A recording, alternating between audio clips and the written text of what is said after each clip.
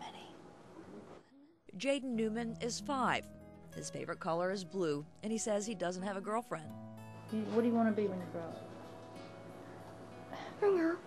A clown. A clown? Yeah.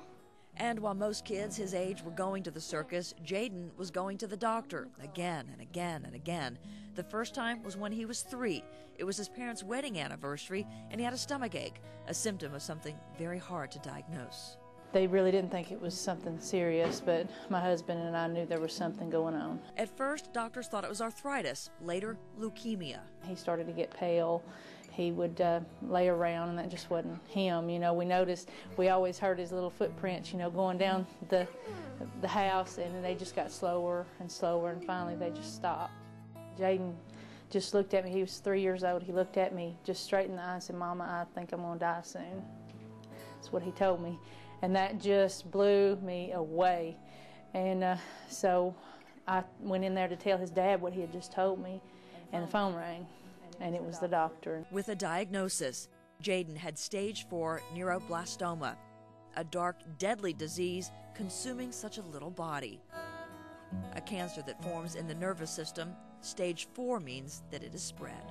He had a tumor above his adrenal gland, above his kidney. He also had it in his bone marrow, so it had spread, it had metastasized.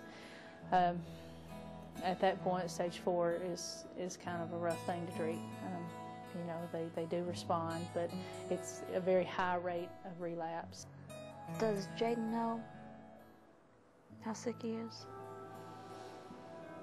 I don't think it, not completely, not yet. I hope he doesn't ever have to. I hope we're able to tell him what the Lord had done for him. Jaden, the firstborn, the answer to the Newmans' prayers until now. How do you keep your faith? Just have to.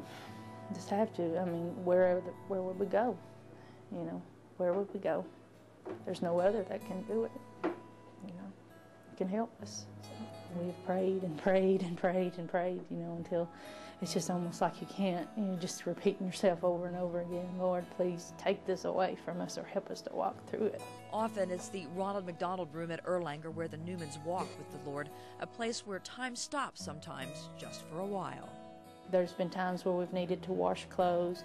We've, you know, just needed some things, and plus this is a wonderful place to just sit and kind of breathe. It's the way it looks like a home. It looks like a place that you would just relax. Until the next time for another round of chemo or radiation or another miracle. Thank you, Lord, that it wasn't us this time.